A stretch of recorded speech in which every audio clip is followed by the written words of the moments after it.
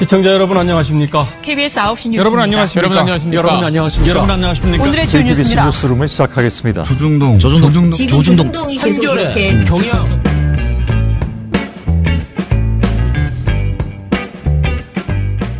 민원연의 미디어 탈곡기 324화를 시작하겠습니다. 억지로 우하는 이 목소리. 들켰나요? 모두들 술 한 잔씩 마시고 방송을 다시 할까요?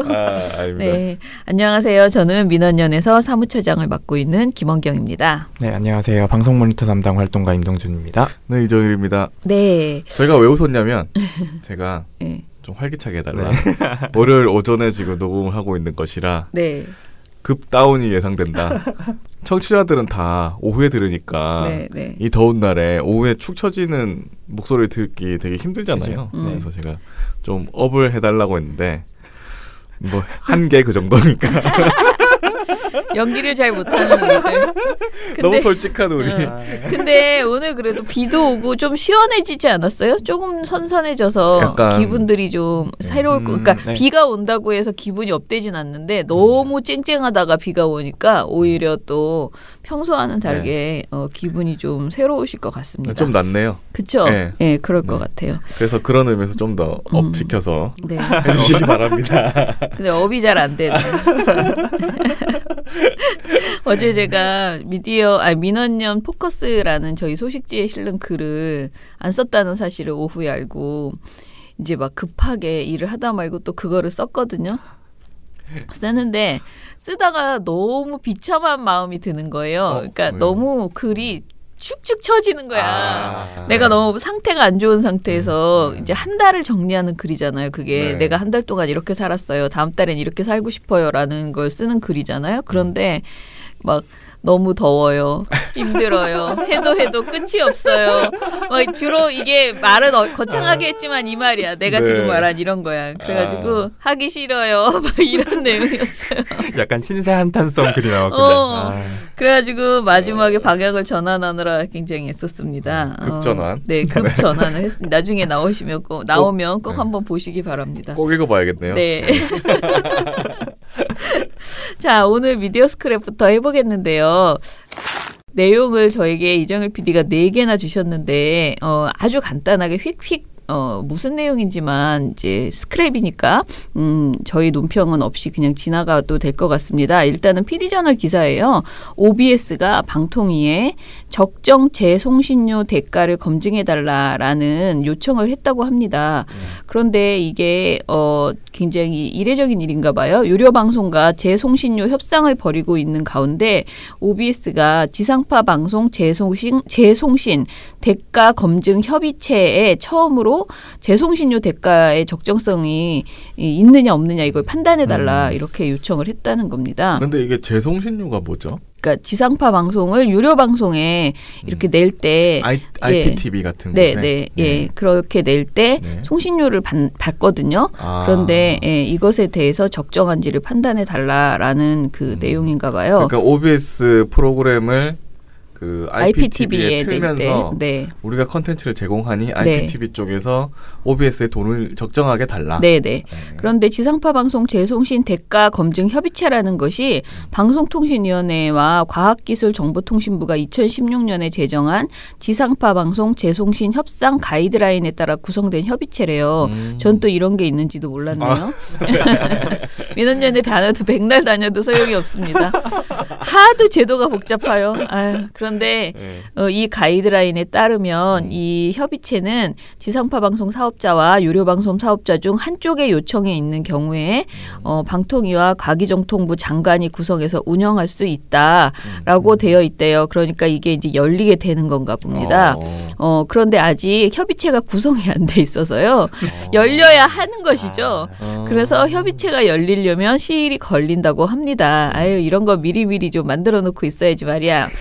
누가 요청하면 바로 모일 수 있게 명단이 딱 있었어야지 말입니다. 그러게요. 아무튼 그러하여서 OBS는 국내 지상파 방송 가운데 유일하게 그동안 재송신료를 받지 못했다고 하고요. 아, 그래요? 네, 이에 따라서 지난 1월부터 KT, SKB, LB U+, IPTV 3사와 스카이라이프 등과 함께 그 재송신료 협상을 벌이고 있는 과정이라고 합니다. 아무튼 그래서 이 빨리 열려서 뭐가 되는지 한번 이례적인 일이라니까요. 나왔으면 좋겠고 OBS가 굉장히 어렵잖아요. 그런데 방송은 점점 좀 나아지고 있는 것으로 보이거든요. 예, 그래서 좀 잘 돼서 그 힘으로 이 재송신료 받아서 더 좋은 방송으로 이어졌으면 좋겠습니다. 그리고 또 하나는 방통위원회가 EBS 이사 후보도 이전 KBS, MBC처럼 명단을 공개하겠다라고 밝혔습니다. 오는 6일부터 16일까지 EBS 이사 후보 공모를 접수받는다고 합니다. 여러분 많이들 내보세요. 명단이 공개는 됩니다. 그러면 안 되겠네. 그렇죠. 공개가 되는군요. 그리고 또 저희가 검증도 합니다. 그러나 저기 KBS, MBC 당시에 보면 그 검증 내용을 우리가 오픈해가지고 막 이 사람은 어떤 행적이 있었다라면서 막 이렇게 어떤 명예훼손성으로 이렇게 오픈하진 않았잖아요. 민원연, 그러니까 저희 그 방송독립 시민행동에서도 제출만 했어요. 저희가 정말 부적격자에 대해서도 다 조사를 했지만은 그것을 방통위에 제출하기는 했어요. 저희가 보기에 이 사람은 부적격이다. 그러나 그 내용을 오픈하지 않았습니다. 시민들께. 그렇기 때문에 여러분 너무 쫄지 마시고 후보 한번 제출해 보시기 바랍니다. 입후보의 자유를 느껴보시기 바랍니다. 네. 또 웃긴 일을 하나 더 이야기를 하면요. MBC의 김세희 기자가 사유로 생활고를 호소했잖아요. 100만 원. 그렇죠. 예. 나가면서. 예, 100만 원. 자기가 대기발령 상태로 월 100만 원 수준의 월급만을 받았다라고 주장했잖아요. 네. 이것에 대해서 MBC의 복수의 관계자들이 김 기자의 주장이 사실이 아니다. 이 너무 웃긴 게요. 제목이 정말 웃겨요. 근거를 모르겠대요. MBC 사람들이. 도대체 어떻게 하면 100만 원이 나오는지 근거를 모르겠다고 그럽니다. 김세희 기자는 현재 대기 발령이 아닌 가족 돌봄 휴직 상태로 김 기자 본인이 신청한 휴직에 대해서는 급여가 지급되지 않았으며 대기 발령 상태에서는 기본급이 지급되고 있다고 합니다. 근데 김 기자는 지난 5월부터 휴직 상태인 것으로 알려졌고 가족 돌봄 휴직 제도의 경우 원칙적으로 근로자가 휴직 중이므로 단협이나 취업규칙 등의 별도의 규정이 없는 한 사업주는 급여를 지급하지 않는다고 합니다. 한 MBC 관계자는 대기 발령 상태가 아닌 휴직 상태이다. 아버님이 아프시다고 해서 자신이 휴직을 낸 건데 대기 발령 때문에 월급을 조금 받았다고 주장하고 있는 것이다. 100만 원이라는 금액에 대해서는 도대체 무엇을 근거로 하는 말인지 회사도 모르겠다는 반응이다. 이렇게 이야기를 하네요. 아무튼 간에 무슨 글을 쓴 거예요? 그러면 김세희 기자는 정체를 알 수 없는 거. 자기가 지금 뭘 하고 있는지 잘 모르는 것 같아. 이게 뭐야 이게? 그래서 본인이 휴직을 사정사정에 휴직을 한 것인데 휴직 얘기는 하지 않아서 회사에서는 게시물에 수정 요구를 해야 하는 것 아니냐는 반응도 있다. 라고 합니다. 아무튼 애쓰십니다. 깜짝 진짜. 놀랐네. 네. 아무튼 김 기자 아무튼 사직을 표한 거잖아요. 사의를 표한 거잖아요. 빨리 사표 수리하시기 바랍니다. 네. 그리고 마지막으로 웃을 수 없는 일인데요. SBS의 촬영 스태프 사망했던 일이 있었잖아요. 네. 이것에 대해서 미디어 오늘에서 비평 글이 하나 나왔는데요. 제목이 SBS 촬영 스태프 사망 사인 추측성 보도 괜찮나라는 제목이었어요. 그런데 저희도 이때 당시에 이때 이제 SBS의 30이지만 17입니다라는 드라마의 스태프가 이제 집에서 갑자기 이제 사망을 하셨죠. 그래서 이 관련돼서 굉장히 걱정을 많이 했습니다. 그런데 저희가 곧바로 논평을 써야 하나라는 생각을 잠시 했지만 하지 않았거든요. 그 이유는 사인이 좀 분명하게 밝혀진 다음에 사인을 못 밝힌다면은 사인이라는 것은 또 어쩔 땐 잘 안 나오잖아요. 그렇다면은 최소한 이분이 돌아가시기 전에 근로 환경이라도 정확하게 조사가 된 이후에 이 사람의 사인은 정확하지 않지만 이 사람 정말 굉장히 과로했다라는 것이 그 노사 양측에서 그러니까 제작진과 그 노동자 쪽에서 양측에서 입증하는 내용들이 드러났을 때 우리가 이것을 과로사라는 말을 할 수 있지 않을까라는 생각을 제가 했어요. 네. 그래서 너무 성급하게 그냥 돌아가셨다는 이유로 그 이것을 규탄하는 이런 보도 그러니까 성명을 내는 것이 조금 무리다라는 생각이 들어서 네. 조금만 기다려보자라고 생각을 했습니다. 그런데 그때 당시에 언론 보도에서는 대부분이 과로사로 추측된다라고 보도를 했거든요. 근데 이 미디어오늘 기사에서는 지금 현재 이분이 돌아가시고 나서 조사를 해보니, 그러니까 부검을 한 결과 과로사라고 이렇게 단정지을 수 없는 그런 사안이라는 거예요. 부검 결과 김 씨의 사인이 내인성 뇌출혈이라고 합니다. 그런데 뇌출혈의 원인은 외부 요인이 아니라 내부 요인이라는 뜻이라고 합니다.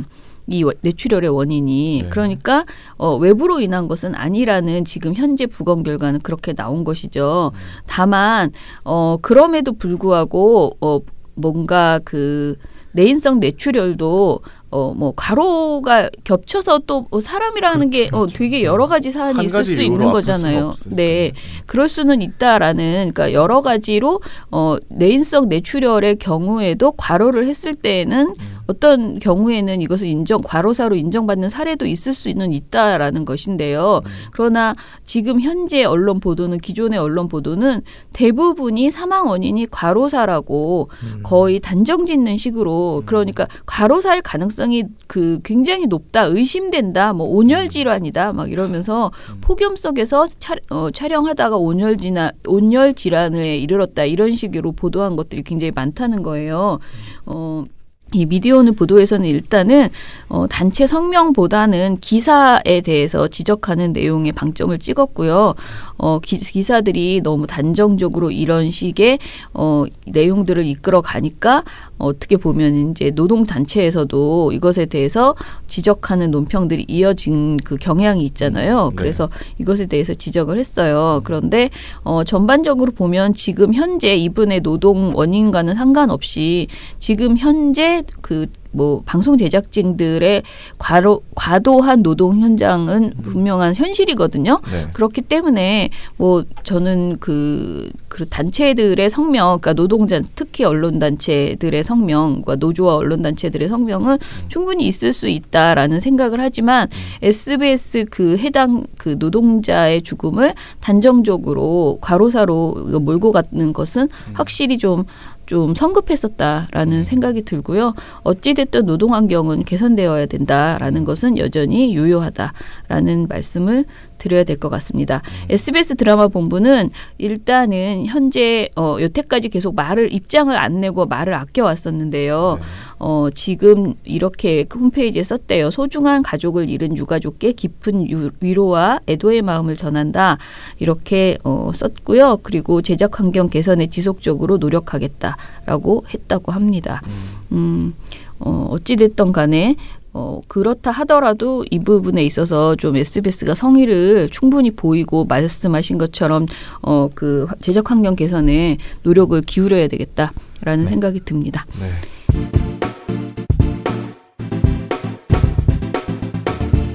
민주언론시민연합은 언론 권력을 견제, 감시하는 대표 언론 시민단체입니다. 민원연 회원으로 가입이 곧 대한민국 언론을 바로잡는 커다란 역할을 하는 것입니다. 국내 유일한 언론 모니터 시민단체, 100% 시민의 후원으로 운영되는 투명한 단체, 민원연과 함께 대한민국 언론 역사를 바꿔나갑시다.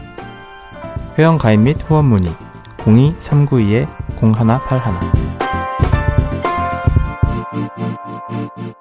오늘 또 우리 임동준 활동가와 함께 방송 보도를 털어보겠습니다.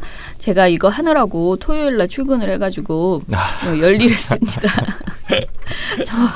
그리고 제가 열일을 하다 보니 봉우 씨까지 이거 발표하느라고 또 열일을 했습니다. 이 해프닝이 있었는데요. 네. 이게 이 보도가 오늘 할 주제가 뭐냐면은요. 군인권센터 임태훈 소장 관련된 내용이에요. 네네. 그런데 이것을 동준 씨가 써서 봉우 씨한테 넘겼는데 봉우 씨가 열심히 고쳤다는 거예요. 네. 그런데 동준 씨 버전을 나한테 보낸 거예요. 자기가 고친 걸 안 보내고. 근데 그 고친 것의 주요 핵심은 뭐냐면요. 채널 A의 시사 토크 그렇죠. 프로그램을 합쳐서 추가해서 보냈는데 저는 채널 A는 하나도 안 보고 그냥 그 애초 그 동준 씨 버전 있잖아요. TV조선 보도 네. 버전만 가지고 열심히 정말 난리나게 열심히 고쳐가지고 딱 보냈는데 봉우 씨가 쫄아가지고 저장님 처음부터 다시 보셔야 될 것 같습니다. 그러면서 잘못 보냈다고 그러는 거야. 그래가지고 진짜 한 2시간 물론 다시 봐도 TV조선은 유효하지만 어찌됐든 난 이걸 털었다고 생각했는데 다시 보느라 애를 썼습니다. 그런데 그 오늘 보니까 저한테 TV조선 보도만을 설명하시려고 하는 것 같은데 그냥 다 같이 설명을 해주세요. 네. 그래서 이 사안 전체를 우리가 한번 정리를 해봅시다. 일단은 이야기의 발단 는요 김성태 자유한국당 원내대표가 아주 촐싹맞게 이상한 이야기를 했다는 것이죠. 자, 그러면 김성태 대표의 발언을 좀 먼저 얘기해 보죠. 뭐 여기서부터 시작을 해야 될 것 같은데요. 네. 김성태 원내대표가 7월 31일 이제 자유한국당 원내대책회의에서 발언을 한 건데, 요 발언을 하죠. 성정체성에 대해서 혼란을 겪고 있는 자가 군개혁을 주도한다는 것은 어불성설입니다. 요런 발언을 했어요. 그래서 요런 어불성설이 무슨 뜻인지 몰라.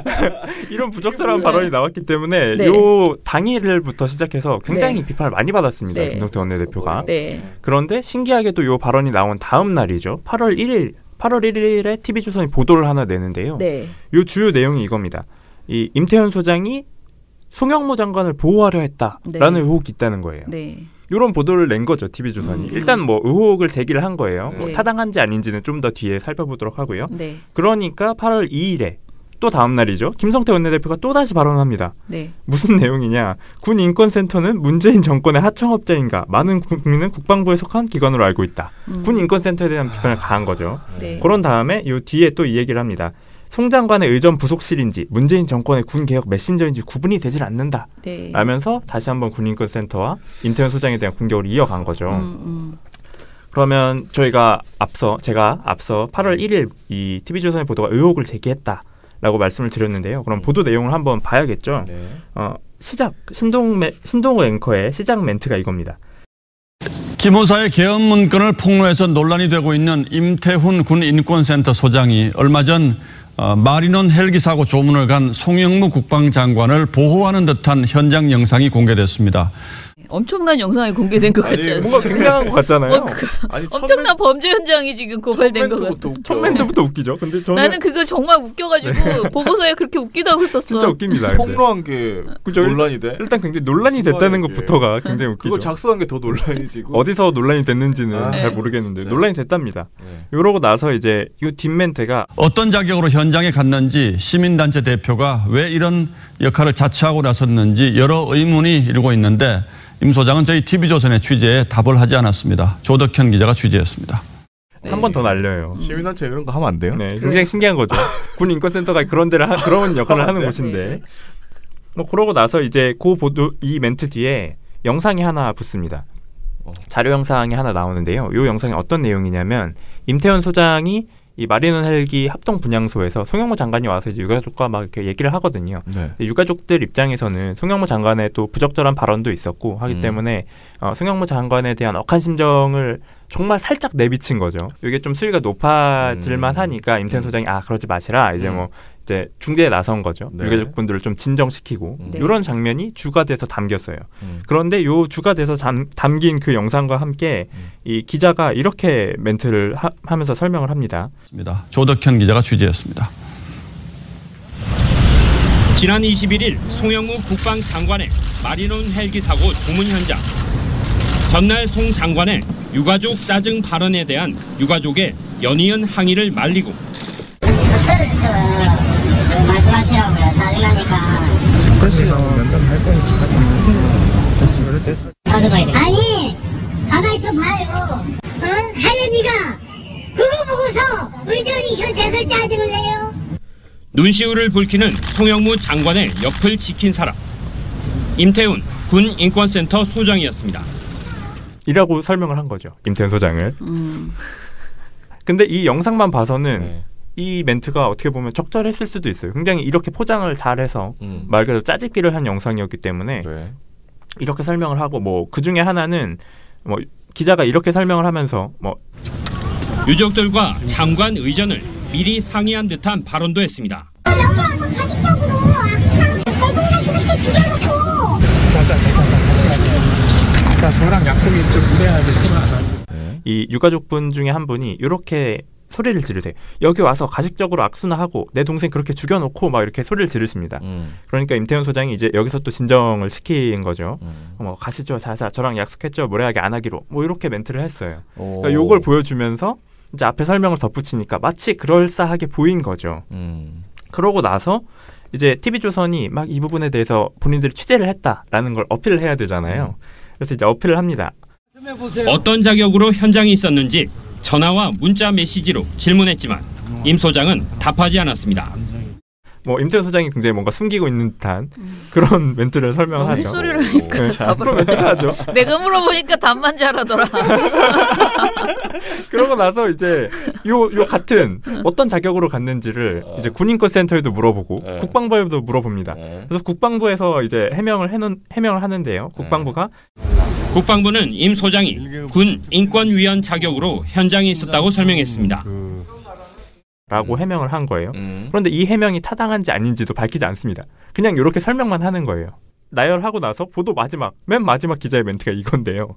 임 소장은 지난 2012년 총선 때 민주당 비례대표 공천을 신청한 적이 있습니다. TV조선 조덕현입니다. 이 멘트를 하고 보도가 끝나요. 그게 뭐야? 이 정말 뜬금없이 여기다 이렇게 끼워 넣는 거죠. 네네. 요게 보도였는데 저희가 그래서 보도를 보면서 요거 좀 너무 이상하다. 그래서 제가 이제 자료를 좀 찾아보기 시작했습니다. 그래서 TV조선 보도가 전달하지 않은 내용들을 좀 찾아냈거든요. 그래서 가장 큰 내용, 이게 정말 여러 가지 사실을 전달하지 않았습니다. 네, 첫 번째는 군 인권센터가 이 유가족들 자문을 맡고 있다는 점이에요. 말 그대로 유가족을 대변하고 있는 입장인 거죠. 그렇다 보니까 송영무 장관이 왔을 때에도 이 유가족들이 흥분한 상태를 이제 임태훈 소장이 나서서 말리고 뭐 이런 부분이 굉장히 자연스럽게 보일 수 있는 거죠. 그러니까 유가족을 대변하는 사람이 유가족이 흥분한 상황을 말리는 거 굉장히 당연한 거잖아요. 그렇죠. 근데 이 사실을 빼먹음으로써 그 영상이 굉장히 이상하게 보인 거죠. 아니 그럼 유가족 대변에 더 흥분할 필요는 없잖아요. 그렇죠. 모른 척하기도 그렇잖아요. 그렇죠.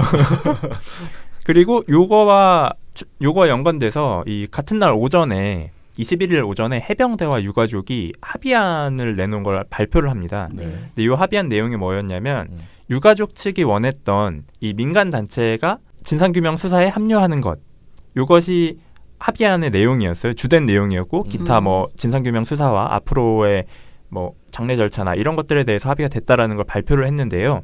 요 현장에 임태훈 소장이 있습니다. 당연히 유가족을 대변하는 입장이었기 때문에 이 자리에 있었겠죠. 그리고 충격적이게도 이 자료 화면을 제가 어디서 찾았냐면 21일 TV조선 보도에서 찾았어요. 그러니까 TV조선이 본인들이 영상을 찍었을 정도로 이 임태훈 소장이 어떻게 하고 있었는지를 잘 알고 있었던 거죠. 다 알고 있는 거죠. 그리고 TV조선이 알 수밖에 없었던 이유는 이 사건이 터지고 나서 TV조선이 굉장히 현장 취재를 열심히 했습니다. 그러니까 모든 자료 화면 영상을 거의 뭐 CCTV 영상 이런 걸 제외하고는 본인들이 찍은 영상이에요. 그러니까 그 정도로 현장 취재를 열심히 했기 때문에 현장 상황을 모를 수가 없는 거죠. 일단 이 다음에 또 TV조선이 누락한 사실은 이 합동분향소가 일반인 조문객도 받을 정도로 누구나 갈 수 있었어요. 당연히 합동분향소 당연한 거죠, 정말. 그러니까 뭐 오후부터 이제 일반인 조문을 뭐 받았다고 하는데, 그러니까 누구나 거기에 있건 이상한 일이 아니었던 거예요. 사실 뭐 임태훈 소장이 어떤 자격이 있어야지만 거기 갈 수 있었던 게 아니었던 거죠. 그런데 TV조선은 자꾸 자격을 물은 거예요. 어떤 자격으로 갔냐, 막 이렇게 물은 거죠. 그리고 굳이 자격을 대자면 임태훈 소장이 자격이 있었습니다. 2017년 1월부터 임태훈 소장이 해병대 인권자문위원으로 위촉이 돼서 활동 중이었고요. 또 같은 해 11월부터는 국방부의 군인복무정책심의위원으로 또 위촉이 돼서 활동을 하고 있었어요. 그러니까 굳이 가려고 했다면 있어야 하는 자격이 뭐 묻는다면 자격이 3가지나 있었던 거죠, 사실. 그러네요. 유가족을 대변하고 있었고 또 해병대에서도 인권자문위원을 맡고 있었고 국방부에서도 직책이 있었던 거예요. 가려면 충분히 갈 수 있었던 상황인 거죠. 근데 굉장히 웃긴 건 이 TV조선은 이 중요한 사실들을 하나도 보여주질 않습니다.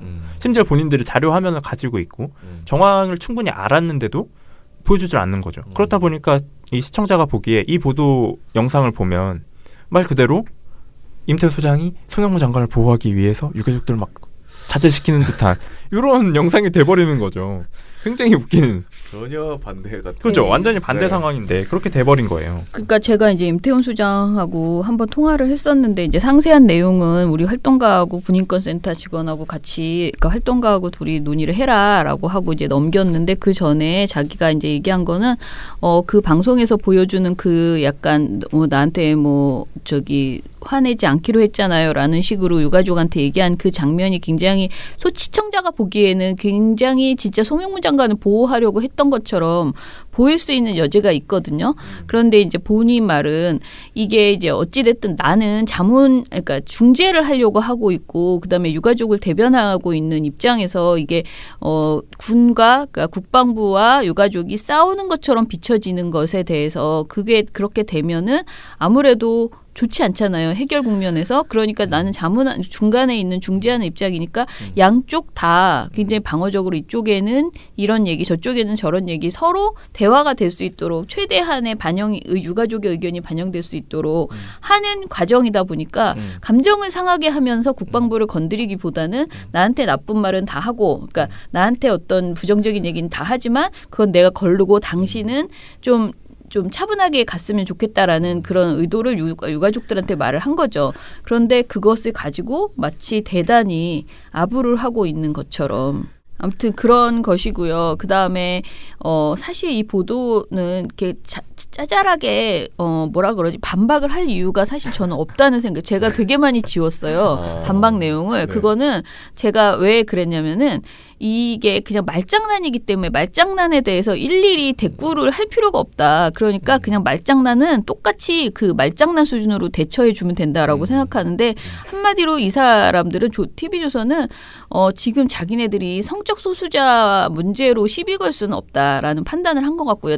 어떻게 김성태처럼 그렇게 할 수는 없어. 그런데 김성태가 나름 지금 자존심은 있었던 거죠. 김성태가 지금 뭐라고 해줬어. 지금 화가 나서 막 그 임태훈을 공격했어. 임태훈을 지목하라 했는데 공격하라 하고 오다를 내렸는데 TV조선 입장에서는 뭐라도 해결해야 되는데 내가 정말 뭘 하지? 이런 생각이 들었을 거란 말이에요.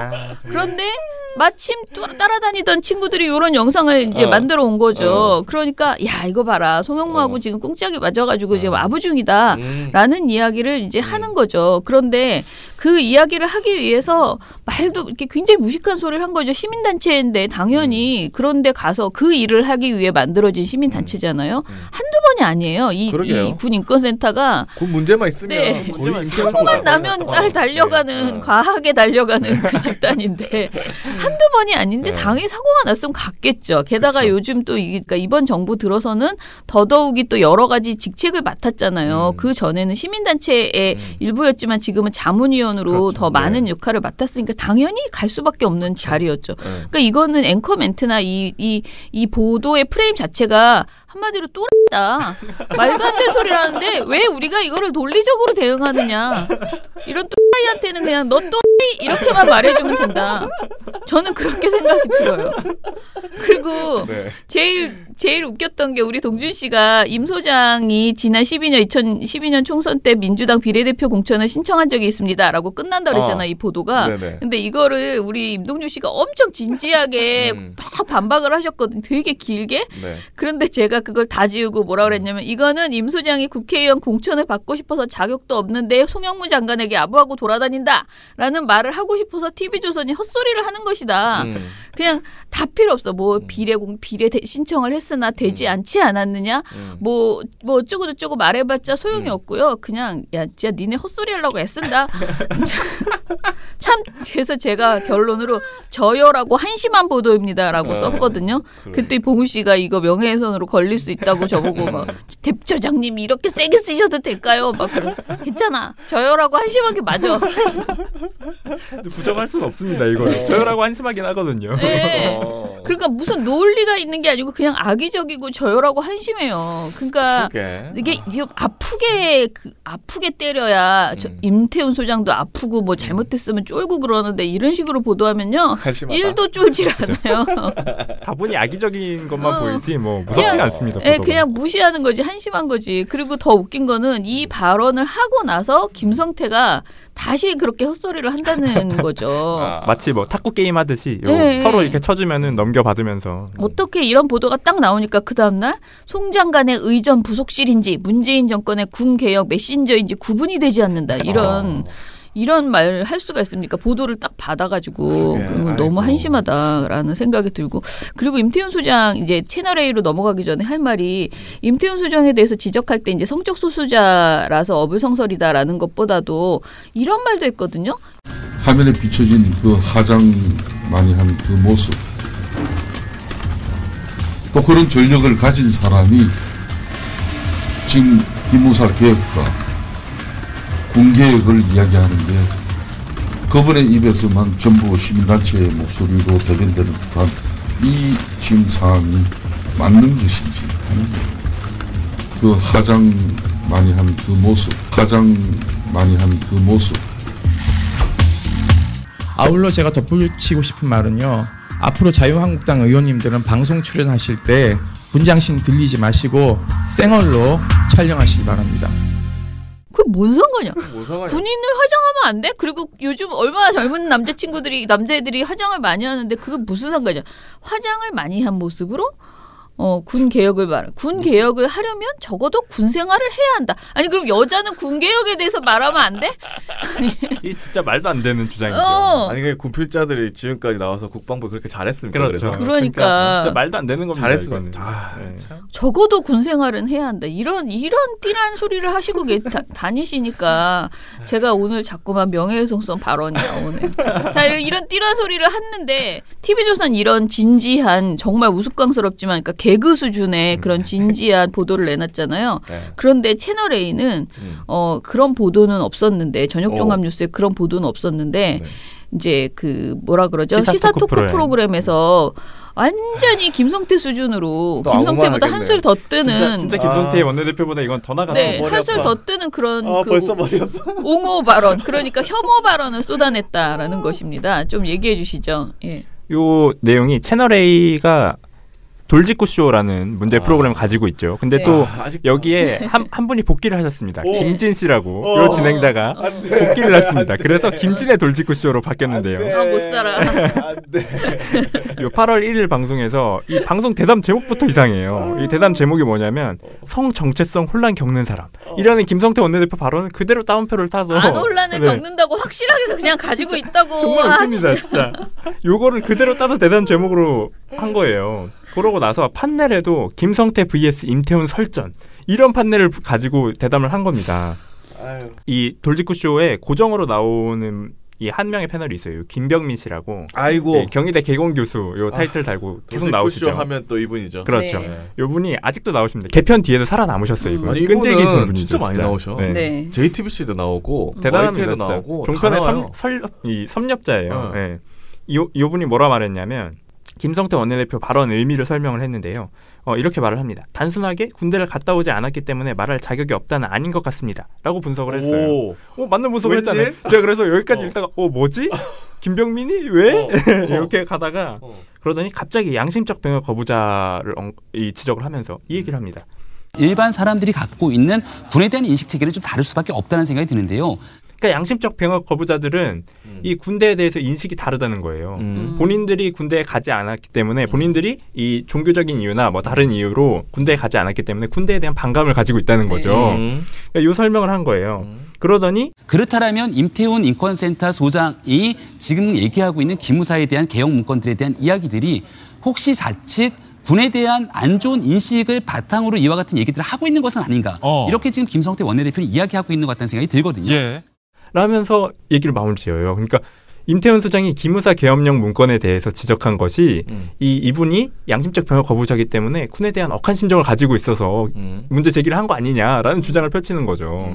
그러니까 시작은 김성태 원내대표의 발언을 부정하면서 시작했지만 결론은 이상한 데로 가서 또다시 문제 발언을 일으킨 거예요. 네. 아니 기무사 문건이 안 나왔으면 그렇죠. 기무사 문건은 임태훈 소장이 어떻건 문제가 돼요. 굉장히 큰 문제입니다. 그러니까 이 임태훈 소장이 어떻건의 문제가 아니라는 거죠. 그리고 임태훈 소장한테 문제가 없잖아요. 그러니까 요 억지로 거의 문제를 생산해내는 수준이에요. 그러고 나서 요 발언만 문제 발언을 한 게 아닙니다. 요 이어서 요 다음에는 뭐 그러니까 인권센터 소장으로서 얼마든지 이 병사들에 대한 소수자의 인권에 대해서 얘기하는 건 얼마든지 오케이라고 생각합니다. 근데 예를 들어서 군 인권센터를 대한민국이 그동안 사정당국에서 복무를 하면서 굉장히 심각하게 누군가의 인권을 유린한 사람이 있어요. 그 사람이 바라보는 인권에 대한 인식은 완전히 왜곡되고 비뚤어져 있겠죠. 그 사람이 예를 들어 군 인권센터 2를 만듭니다. 예. 그리고 대한민국 군 그리고 소수자의 인권을 얘기한다면 사람들은 그 사람의 주장을 고지고대로 받아들이겠습니까? 그 사람이 비뚤어지고 왜곡된 인식이 있기 때문에 그 사람이 얘기하고 있는 인권에 대한 문제를 맞지 않다고 얘기할 거예요. 적어도 임태훈 소장이 얘기할 수 있는 영역의 문제들이 있는 것이고 지금 군의 기무라고 하는 기무사는 대한민국에서 있게 되는 간첩을 잡게 되는 방첩활동과 보안활동의 핵심적인 요소인데 이 부분들에 대해서 본인이 왜곡되지 않는 상태로서의 군을 바라보는 인식이 있는 것인가 이런 문제 제기를 하고 있다고 저는 생각합니다. 이런 거죠. 그러니까 마치 요 임태훈 소장에 대한 예시를 드는 것처럼 하면서 뭔가 문제가 있는 사람이 뭐 그쵸? 만들면 이해를 할 거냐라는 식으로 자꾸 주장을 하는 거예요. 아니 근데 이 사람 말이 안 되는 게요. 그러니까 어떤 문제로 당사자로 굉장히 고통을 받아본 사람이 그 문제에 인권 운동을 하는 거예요. 원래 정상적으로. 그쵸? 근데 이 사람은 지금 그 사람이 어떤 문제로 고통을 받으면 인식이 삐뚤어질 것이다. 그렇죠. 그런데 그 삐뚤어진 생각을 가진 사람이 그 인권 운동을 하면 사람들은 그걸 믿지 않을 것이다. 믿지 않는다. 라고 그러니까 그건 하면 안 된다라고 얘기하는 거예요. 그러니까 적어도 여기서 말할 때 이 사람이 적어도 임태훈 소장이 얘기할 수 있는 영역에 문제들이 있는 것이다. 그러니까 너는 군 문제는 얘기하지 말아라. 이 이야기를 하는 거예요. 너는 군대도 안 갔고 성적 소수자니까 적어도 네가 할 수 있는 영역이 아니다. 이것은 이 얘기를 하고 있는 거 좀 되게 이상한 사람이에요. 그러니까 진짜 희한한 기본이 안 돼 있는 소리예요. 네. 아 진짜 짜증나. 그리고 이제 자꾸 얘기하는데 그 임태훈 소장의 성 정체성 혼란 이거는 정말 웃기는 얘기잖아요. 왜냐하면 커밍아웃한 지가 20년이 지났어요. 이미 충분히 자기 성 정체성을 거의 매해 퀴어 축제 방문하시더라고요. 네. 그런데 무슨 혼란이야. 자기들이 난리치는 거지. 그리고 뭐 방송이나 뭐 이런 거 할 때 인사할 때도 먼저 이렇게 밝힙니다. 네. 밝히세요. 그러니까 뭘 정체성이 무슨 혼란이 무슨 혼란. 모두 다 알고 있는데 자기네들만 아무튼간에 이 사람은 정말 김병민 씨는 심각한 발언을 많이 했다. 저는 그리고 가장 이 사람의 발언의 문제점은 양심적 병역 거부자를 모두 다 군에 대해서 비판적인 사람이라고 그렇죠. 얘기를. 양심적 병역 거부자는 무슨 군의 문제를 지적하고 군에 비판하는 게 아니고요. 본인이 어떤 양심의 이유로 어떤 이유로 종교적이든 아니면은 뭐 평화를 사랑해서든 무엇의 이유로 병역이라는 것은 그러니까 군 총기를 들고 사람을 죽일 수밖에 없는 그런 활동은 하고 싶지 않다라는 것이에요. 그래서 더 긴 시간이라도 내가 다른 일로 사회에 복무할 수 있게 해달라는 것이지 군 너무 싫어 이런 건 아니거든요. 근데 이 개념을 너무 모르고 게다가 지금 우리 사회가 양심적 병역 거부자를 인정하지 않는 사회도 아니잖아요. 헌재에서 지금 인정했잖아요. 그런 상황에서 이렇게 현실 법과 다른 소리를 하는 것은 정말 심각한 문제다. 방송에 나오는 사람이 이렇게 무식해서 되겠나라는 생각이 듭니다. 근데 이 무식한 사람이 이 김병민 씨만 나온 게 아닙니다. 그러니까 또 있더라고. 같은 방송에 이 사람 한 분이 더 나옵니다. 더 상스럽더라고요. 안영환 전 의원 아시죠? 네. 안영환 전 의원은 심지어 이 채널A에서 프로그램도 진행을 한 진행자입니다. 토요일날 프로그램 진행을 하시는데요. 지금도 진행을 하고 계신지는 잘 모르겠지만 어쨌거나 요분이 돌직구쇼에 이제 출연을 하시나 봐요. 예. 돌직구쇼에 나와서 여지없이 문제 발언을 내뱉으셨습니다. 이 시작부터 요걸 언급하고 가요. 저는 임태훈 소장이 동성애자인 거 이번에 처음 알았습니다. 몰랐어요. 라는 거죠. 본인의 무식함을 일단 드러내고 갑니다. 관심이 그러고 나서 그래 뭐 여기까지는 그럴 수 있다 치는데 이 뒷발언이 동성애자인 거 이번 처음 알았습니다. 몰랐어요. 임태훈 씨. 임태훈 씨가 동성애자라는 걸 알고 보니까 굉장히 좀 불편해요. 라는 발언을 하는 거예요. 뭐가 불편한데? 진짜 웃기죠? 도대체 왜 불편한지도 없어요. 소리를 해. 약간 놀랬어 자기도. 그러고 나서 살짝 당황을 했는지 어떤 점에서 불편하느냐. 마치 야구 선수가 축구 경기와 해설을 하는 것 같은 느낌이 들었어요. 역시 축구 경기 해설은 축구 선수가 잘하더라고요. 이번 월드컵 보니까 안정환 씨가 잘하고 박지성 씨가 역시 잘합니다. 이용표가 잘하고. 그렇죠. 역시 경험을 해본 사람과 안 해본 사람 차이가 있을 수밖에 없는 것이죠. 그런데 이것도 마찬가지지. 자격이 없는 사람이. 군대 갔다 오지도 않았는데 왜 군 개혁을 이야기하냐라는 거죠. 이제 그 논리를 설명을 하면서 이 뒤에 가서 막 얘기를 해요. 막 뭐 이번에 월드컵 중계를 봤는데 뭐 안정환 씨가 중계를 잘하더라. 박지성 씨가 중계를 잘하더라. 이런 얘기 왜 하는지 모르겠어요. 근데 막 하는 겁니다. 웃기는 내용이에요, 진짜. 뭐 거의 뭐 사석에서 떠들 정도로 이런 얘기를 한 다음에 또 임태훈 소장을 비판합니다. 저 사람이 군대를 안 갔다 와서 저는 육군 병장 만기 제대하고 정말 전방에서 군인들 야 뺑뺑이 친 줄 알았어요. 전혀 그게 아닌 사람이 군대 개혁에 전 굉장히 불편했습니다. 본인의 진위를 이제 여기서 드러내시는 거죠. 이 진짜 웃겨요. 이 군대를 안 갔다 온 사람, 이 군 개혁을 언급하면 안 된다라는 게 그런 법칙이 어디 있습니까 도대체 이 세상에. 박근혜 대통령 그러면 군 통수권자가 못 돼야죠. 군대 안 갔다 온 사람인데. 이명박 대통령 군 통수권자 못 됐어야죠.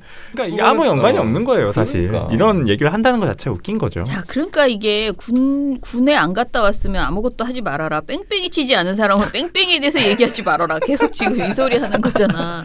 그래서 너무 짜증나는 게 오히려 저는 임태훈 소장이 왜 이 인권운동, 그러니까 군 인권운동을 했는지 본인이 사실 성적 소수자니까 오히려 그거를 더 많이 아는 거잖아요. 그렇죠. 당사자잖아요. 예, 당사자가 군에 갔을 때 어떤 고통을 당하는지, 얼마나 뭐 여러 가지 문제점이 있는지, 그리고 사실은 시작은 그거였지만 임태훈 소장이 하는 문제가 어떤 그 성소수자들이 군대 가서 당하는 고통만을 주로 다루는 것이 아니잖아요. 그냥 그런 상담을 하다 보니까 군 인권이 얼마나 심각한지를 사실 알게 된 거고요. 그렇죠. 네. 그러면서 점점 영역이 확장되면서 군 인권센터라는 것을 만들게 된 거죠. 처음에는 그냥 단순히 군대에 간 그 성적 소수자들을 도와주는 수준의 그들의 사연을 듣고 이렇게 하다가 이게 성적 소수자만 고통받는 게 아니구나. 그렇죠. 군대에 있는 많은 분들이 군대에 가서 그야말로 너무나 말도 안 되는 어떤 인권 현실에 처하게 되는구나. 이걸 그렇죠. 알게 되면서 변화한 거예요. 그래서 꼭 그 안에서 뺑뺑이를 치지 않더라도 바깥에서 사람들의 이야기를 가장 많이 들어요. 정말 온갖 군대. 저도 최근에 저는 그 사람들이 시민단체에 있으니까요. 네. 물어보거든요. 우리 아들이 지금 어디에서 무슨 일을 당했는데 전화가 왔는데 굉장히 이상하게 하고 끊었어. 그러면 어떻게 해야 돼? 하면 제가 군인권센터로 전화하라고 막 알려주고 그 군에서 바로 그냥 전화를 해라. 엄마한테 전화하지 말고 그 전화로 전화를 하게 하라. 그리고 엄마는 한 번 거치면 엄마 왔다 갔다 하고 뭐 다 큰 어른이 그걸 엄마가 해주냐. 그냥 애가 하면 된다라고 제가 얘기를 하고 이런 상담을 은근히 저도 많이 받아요. 그럼 제가 임태훈 소장한테 전화하거나 뭐 상담을 해줄 때도 있고 이것 좀 잘 상담해 주세요라고 부탁할 때도 있고 예전엔 혼자 했지만 지금은 활동가들이 있어가지고 훨씬 이제 좀 대응을 잘 해주시거든요. 그래서 정말 이렇게 지금 하는 말들은 정말 굉장히 무식하고 몰상식한 소리다. 진짜 혐오 발언이에요. 진짜 말하기 싫어. 물론 채널A가 아마 이 정도의 변명은 할 겁니다. 여기에 안형환, 김병민만 패널로 나오는 게 아니잖아요. 네네. 다른 패널들이 있거든요. 뭐 예를 들어서 이승원 칼럼니스트. 요 분이 요즘은 조금씩 나아지고 있다고 분이 하더라고요. 여기 나오셨어요. 여기 나오셔서 김성태 원내대표 발언에 대해서 전형적인 물타기다. 그리고 민주주의에서 불가능한 발언이다. 그러니까 요 정도까지 비판을 하셨어요. 그러니까 네.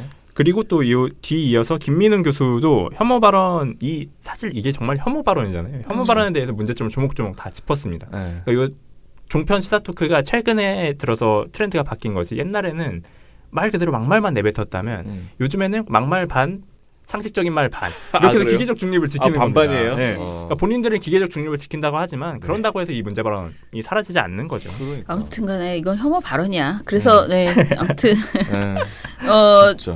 저는 예전에도 그런 생각 많이 했는데 이렇게 뭐 아주 누구를 비하하는 표현들 있잖아요. 특히 혐오 발언. 전에는 저는 아줌마 비하를 그렇게 방송에서 많이 봤어요.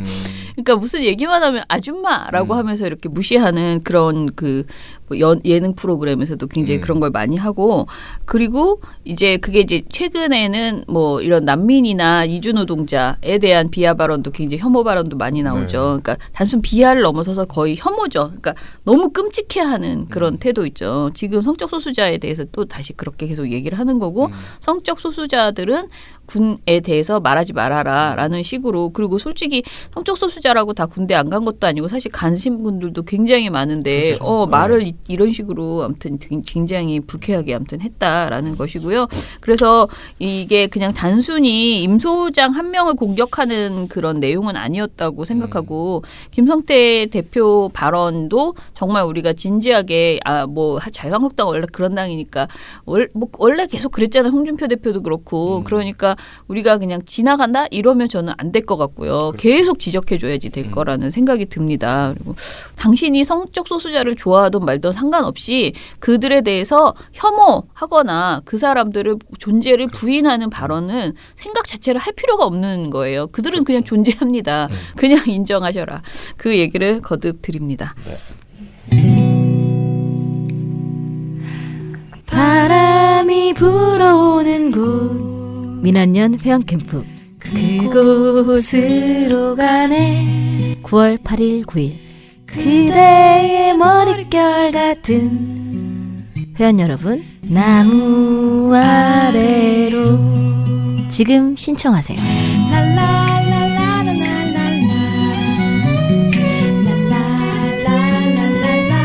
같이 가자 회원 캠프.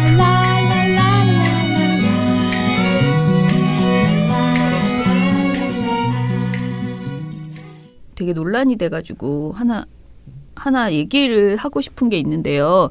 그것이 알고 싶다 있잖아요. 네. 그거에 대해서 이제 이재명 조폭 연루편 제보자가 과거에 다른 방송에서도 나왔었다라는 그 글 보셨어요? 네, 봤습니다. 네, 그거 가지고 똑같은 사진이 과거에 있었더라고요. 1년 전에. 구도가 완전히 똑같죠. 예. 그래가지고 그거 가지고 지금 말들이 굉장히 많더라고요. 근데 제가 전에 그것이 알고 싶다에 대해서 말씀을 드린다 해놓고 그 이재명 편에 대해서 어찌저찌 하다 보니 너무 다른 사안이 많아가지고 그냥 우리가 지나가 버렸습니다. 그런데 저는 아직도 이재명 그 편에 대해서 그렇게 썩 잘 만든 다큐는 아니었다라고 저는 생각을 해요. 네. 일단은 기본적으로 그 방송이 밝혀낸 것 자체가 그닥 크지 않은데 크지 않은 것을 밝혀내면서 포장은 상당히 크게 했다라는 생각을 계속합니다. 그러니까 사실 그 방송의 절반은 과거에 방송했던 한 1년 전에 방송했던 파타야 살인 사건 그거를 다시 한번 그냥 짜깁기 해서 만든 그 절반은 그 내용이잖아요. 그걸 열심히 설명하다가 그런데 이 사람이 사실은 국제 무슨 마피아파였다. 그런데 국제 마피아파의 한 사람을 이재명 도지사가 변호했었다. 그런데 본인은 그 조폭 연루설에 대해서 그 이전에 항상 아니라고 했는데 지금 와서 보니 이 사람이 조폭인 것을 알면서도 변호했다. 요거 하나를 밝혀낸 거예요. 알면서도 변호한 것 같다. 그런데 아무튼 그거 하나 딱 드러낸 거예요. 근데 요거 하나 드러냈으면 그냥 그거 하나를 밝힌 것으로 그러니까 방송을 그냥 그렇게 정리를 했어야 되는데 이게 너무 많은 의심을 계속 이렇게 해나가는 과정이 있었어요. 그래서 제가 오늘 뭐 하나하나 다 지적하기는 그렇지만 특히 저는 인트로 도입 부분에서 물론 이 방송이 다른 방송도 그것이 알고 싶다는 도입이 항상 그렇게 좀 선정적이긴 해요. 그러니까 막 다른 방송도 만약에 그 파타야 살인 사건 애초에 방송 있잖아요. 그런 거 보면은 원래 파타야 살인 사건이 그걸 뭐라 그러죠? 그 승부 조작 같은 그런 거 하려고 인터넷 승부 조작 하려고 이렇게 프로그램 만드는 친구가 그렇게 끌려가가지고 이제 돌아가신 거잖아요. 근데 그 인트로를 보면요. 애초에 방송의 인트로를 보면 노트북에 거대한 뱀이 막 이렇게 기어가가지고 노트북을 막 이렇게 휩싸우면서 이렇게 하면서 시작을 해요. 그러면은 이게 컴퓨터를 둘러싼 엄청난 그 뱀 같은 징그러운 존재가 와서 컴퓨터를 확 잡아먹는 그런 느낌의 그런 인트로를 보여준단 말이에요. 그러니까 거의 매 편을 보면 그것이 알고 싶다는 도입부가 굉장히 그렇게 사람 확 잡아 끄는 이거 뭘까 이렇게 호기심을 주는 그런 인트로를 합니다. 그런데 이번 이재명 편은 그런 무리수를 두지 말았어야 되는 굉장히 최대한 공정하게 하려고 노력할 필요가 있는 주제였어요. 왜냐하면 현직 정치인이 연루되어 있는 거잖아요. 그렇죠. 그런데 막 비열한 거리, 아수라.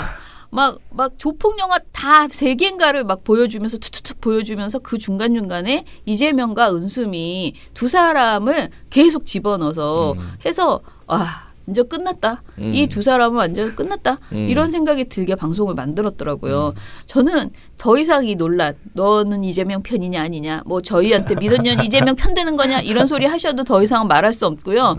정말 그냥 편이 아니고 아무 생각이 없거든요. 그런데 이 방송은 굉장히 선정적이었다. 도입부가. 그리고 방송 내용에 있어서도 거의 대부분이 의심을 하는 수준이었지 밝혀낸 것이 없는데 밝혀낸 것이 없는 것 치고는 너무 장황하게 두둥두둥 막 이렇게 그렇게 했다라는 생각이 저는 들었어요. 거기까지만 저는 그래서 이게 좀 아쉽다라는 생각이었고 그 외에 이 방송을 둘러싸서 뭐 태영이 경기도청을 뭐 하고 있어서 뭐 이렇게 된 거다. 여러 가지 카더라에 대해서는 아무것도 입증된 바 없어서 그것은 다 그냥 하는 말이다라고 저는 그거에 대해서는 저희가 말할 수 없습니다. 그런데 이제 뭐가 왔냐면은 그알 아까 말한 그 화면 있잖아요. 그거 똑같은 1년 전에 그 영상과 화면과 이번 방송에 나온 영상의 그 제보자의 화면이 너무 똑같았다라는 건데요. 인터뷰 영상이. 네, 인터뷰 영상이. 그것에 대해서 이제 SBS가 입장문을 냈어요. 그런데 그 SBS 입장문을 저에게 그 노컷뉴스 기자가 보여주면서 이 입장문을 보면 어떻게 느껴지세요라고 이렇게 얘기를 했거든요. 그런데 이제 제가 보기에는 일단은 여기 기사를 그냥 읽어드릴게요. 노컷뉴스 기사에 대역 인터뷰의 정당화해서 제작진은 문제의 제보자 인터뷰가 이중 인터뷰가 아니고 대역 인터뷰였다라고 밝혔습니다. 한마디로 연출이었다. 그러니까 재연 배우가 이렇게 인터뷰 해주는 척 연기를 했다라는 것이고요. 네. 이를 자막으로 고지하고 있다고 해명을 했습니다.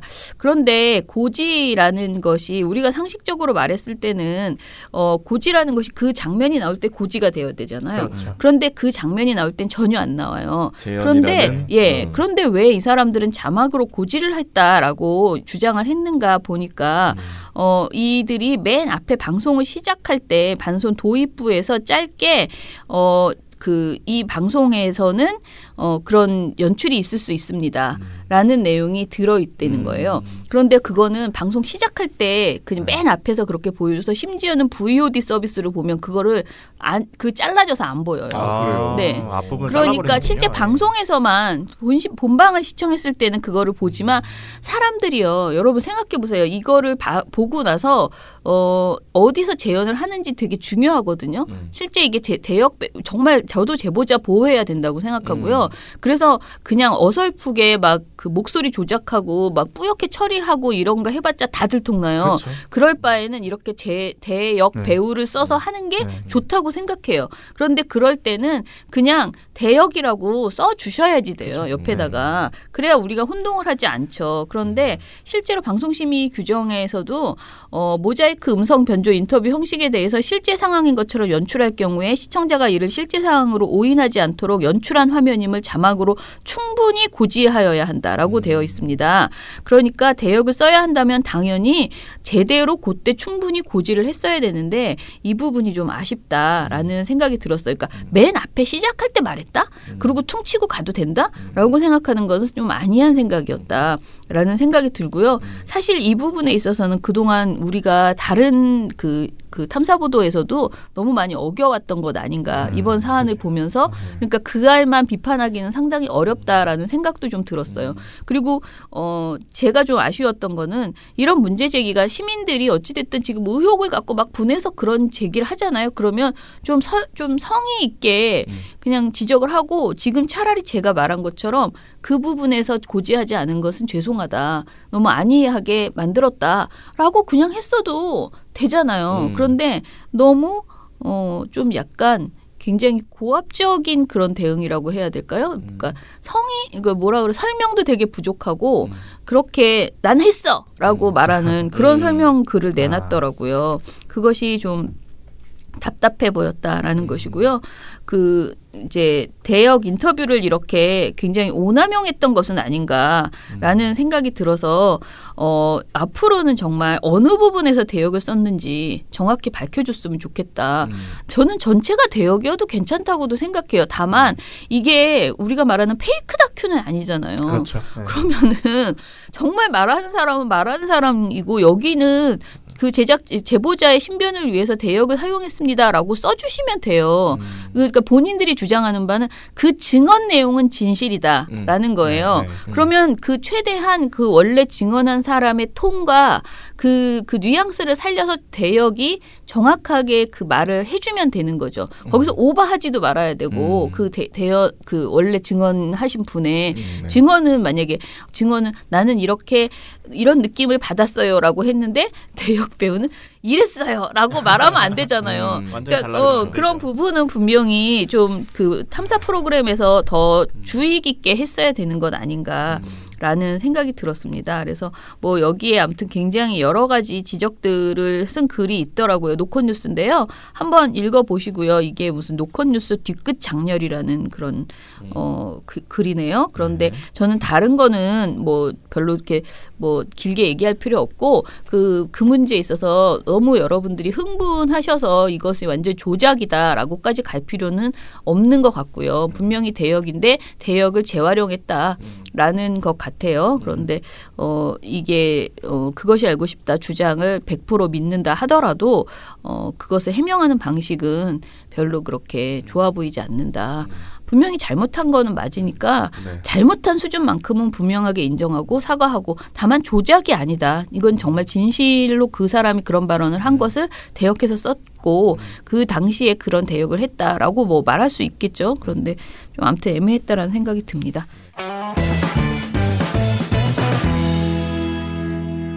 자, 그러면은 우리 댓글 하나 볼까요? 미련곤태님, 금요일부터 일요일까지 방송 잘 들었습니다. 먼저 이정일 PD님께 감사드립니다. 토요일엔 슈퍼맨이 끝에 2번이나 나왔고 일요일 실수한 거지 뭐. 일요일 책 읽기엔 나오지 않던 광고를 슈퍼맨으로 채워주셔서 감사합니다. 죄송합니다. 제보를 해주셨네요. 여기다가. 2번 더 타니. 금요일 본방송과 저녁에 있던 정관용 교수의 시사자키 미디어 포커스에서 같은 내용을 다루었는데 정말 정관용 교수가 깜짝 놀라듯이 국민들도 놀라고 분노했을 거라 생각이 드네요. 라고 하셨습니다. 그리고 토요일 수다맨 유민지 부장님 활약으로 오프닝부터 빵빵 터지네요. 유민지 부장님은 천생 개그맨이 아니었을까 생각이 드네요. 그나저나 회원이 되면 유민지 부장님께서 바로 연락 주시는가 보네요. 비회원인 저도 언젠가 가입하면 연락 주겠죠? 라고 하셨습니다. 네. 그리고 업무 활동가 덕분에 이번 주에도 빵빵 터진다고. 네, 그렇습니다. 네. 그리고 레이니 칠세님 거 하나 읽어주세요. 레이니 칠세님, 휴가 중에 김두한 활동가님이 전화 주셔서 깜짝 놀랐습니다. 안타깝게도 지방에 살고 개인적인 사정상 신입회원과 캠프 모두 참석 못한다고 말씀드리기 정말 죄송했습니다. 괜찮으신데 가입해 주신 것만으로 저희 감사한데요. 당연하죠. 말은 매번 행사 때마다 참석하고 싶은데 그러지를 못해서 아쉬움 표하셨고요. 그리고 오늘 KBS 제2에서 양승태 대법원과 조선일보의 거래 정황에 대해서 나온 것들을 봤습니다. 그런데 녹화가 문서 발표 후 얼마 안 돼서 나와서 그런지 민원인의 주성치처럼 명쾌함이 없어서 아쉬웠습니다라고 해주셨네요. 역시, 예. 주성치처럼 문건 내용과 조선일보 내용을 한 번만 읽어줬으면 다른 얘기가 필요 없었는데 대필 수준이 어느 정도인지 시청자가 직접 느꼈어야 했다는 생각이 들었습니다. 저도 이 방송 봤거든요, 어제. 네, 저도 봤습니다. 첫 번째로는 좀 우리 보고서에 있는 내용을 막 가져다가 예전 저희가 과거에는 안 그랬다라면서 그 정건영 그 논설 발견해서 우리가 애초에 이제 썼었잖아요. 네. 사실 그거는 저희가 아니면 잘 찾지 않거든요. 못 찾죠. 사실. 네, 대부분. 근데 그러면 좀 민원연에서 발표했는데 이렇게 얘기를 해줬어야 된다라는 그런 아쉬움이 좀 있었어요. 안 되겠네. 그다음에 두 번째는 뭐가 또 아쉬웠냐면은 지금 말한 것처럼 실제 그 보도와 그러니까 민원연처럼 실제 보도와 이거를 두 개를 이렇게 동시에 막 보여주거나 그치. 이러면 진짜 꿀잼이잖아요. 토시 하나 안 틀리고 똑같은 그 문단들. 같이 읽어줘야 되는데. 네. 그런데 이제 그 부분이 그냥 휙 지나가 버려가지고 국민들께서 보시고 나서 조선일보가 정말 그 양승태 대법관의 문건대로 됐다는 것을 진짜 이렇게 체험으로 이거는 직관적으로 느껴야 되는 부분이거든요. 그걸 좀 좀 덜 느끼게 했다라는 아쉬움이 들었어요. 그래서 제가 평소에는 그 방송을 보면 야 내가 저 주제에 오늘 안 나가길 참 다행이다. 저기 나갔으면 또 얼마나 골치 아팠을까 이런 생각이 드는 주제도 있거든요. 그런데 어제는 우리가 또 조선일보 저격수다 보니까 저럴 때 왜 안 불렀어 이런 생각이 들면서 저렇게 김 빠지게 저렇게 재미난 주제를 저렇게밖에 얘기 못하나 이런 평소와는 다르게 제가 전투력이 좀 생기더라고요. 아쉬웠습니다. 이거 듣고 있겠죠? 저널리즘 제이. 듣지 마. 그냥 하는 뒷말입니다. 조심하시기 바랍니다. 네네. 자 유민지래. 그 TNO님이 트러스트 노원님이 유민지 팀장님의 상황극과 음유시인적인 광고 그리고 핫도그 하나를 차마 눈 딱 감고 꿀꺽 못하시는 그 행동하는 양심 참 너무 좋아해. 나는 그걸 혼자 먹으려고 했다는 게 난 더 이해가 안 갔는데 달러 하나 있는 걸. 아무튼 처장님께 BW가 있다면 유민지 팀장께는 업무 활동가가 있다. 그렇습니다. 지금 업무가 유민지 팀장에게 그렇게 충견 노릇을 하고 있습니까? 그런가요? 약간 톰과 제리 같은. 진짜? 그런 느낌. 요즘 그러고 계십니까? 저만 몰랐군요. 아니 제가 왜 충견이라고 하냐면 며칠 전에 봉우 씨가 뭐였지 우리 음식 시키면서 나 정말 놀랬잖아. 왜요? 처장님 때문에 메뉴를 바꿨습니다. 내가 팀장이. 내가 뭔 메뉴를 뭐로 획득했는데 봉우 씨가 뭐 바꾸면서 하는 말이 저는 충견이니까요. 그래서 내가 충견? 충견이 뭐야? 그래서 그 자리에서 같이 이제 밥을 먹던 저희가 충견까지는 아니고 충신 정도가 적당할 것 같습니다라고. 그래서 내가 왜 그래? 내가 막 그랬거든. 그래서 제가 지금 유민지 팀장에게 업무 활동가가 요즘 충견 노릇을 하고 계신가? 여기 약간 분위기가 다른데. 그런가요? 서로 이렇게 으르렁거리는 진정한 통과 제리. 그렇군요. 예전에는 저도 봉우 씨와 진짜 통과 제리 수준으로 했어요. 왜냐하면 봉우 씨가 진짜 많이 기어올랐는데 요즘은 제가 좀 요즘 제가 불쌍해 보이나 봐요. 그래서 봉우 씨가 예전에 비해서 그렇게 기어오르는 게 없어졌어요. 통과 제리 과정 한번 거쳐야 이제 충견으로 넘어가는 거예요. 그렇게 깐족거리더니 요즘은 그냥 알겠습니다. 약간 지친 것 같기도 하고. 그렇습니다. 자, 또 440416님 또 한 주가 가네요. 주말 잘 보내셨나요? 휴가를 끝내고 내일 출근하려고 하니 좀 아득하신가 봅니다. 23일은 신입회원 아니어도 참석 가능한지요? 저희 신입회원 행사의 날 물어보시는 거죠. 네네. 제가 답변을 달았죠.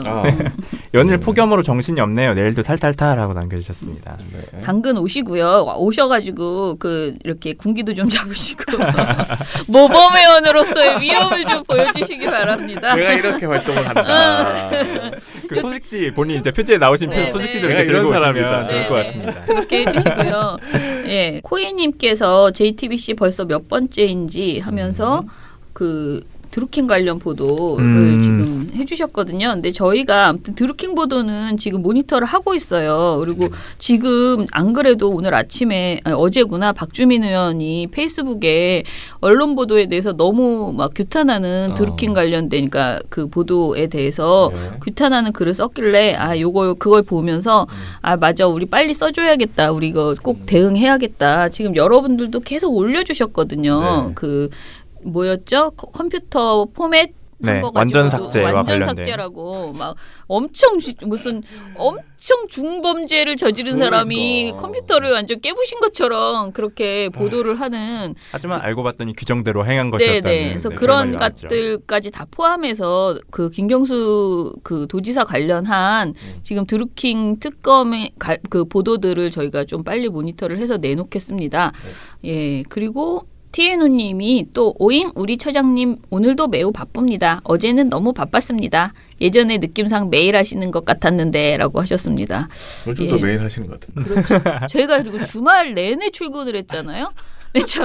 근데 내가 주말 내내 출근했다고 페이스북에 썼다고 우리 TNO님께서 그게 나쁜 처장이라고 써주셨더라고요. 근데 저는 진짜 TNO님 화이팅이네. 저는 진짜 좀 나빠졌으면 좋겠는 게 내가 그렇게 주말 내내 출근한다고 뭐 사무처가 일도 바뀌지 않잖아. 그러니까 그 밀리지 않는 그 전혀 의연한 우리 사무처원들.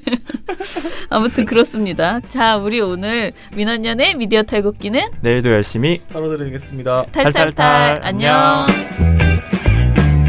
네, 오늘 뉴스데스크 마치겠습니다. 청년에게 꿈과 희망을 채널 A가 함께합니다. KBS 9 뉴스 오늘 순서 모두 마치겠습니다. SBS는 앞으로도 끝까지 파헤치겠습니다. 오늘 8시 모두 마치겠습니다. 시청해주셔서 고맙습니다. 뉴스팔 여기서 마치겠습니다. 저희들은 내일도 최선을 다하겠습니다. 여러분 고맙습니다. 탈탈탈 안녕. 우리 아빠는 슈퍼맨이에요. 종편 막말 패널들도 퇴출시켰고요. 보도지침 책도 만들었고요. KBS, MBC 적폐의 사진도 퇴출시켰고요.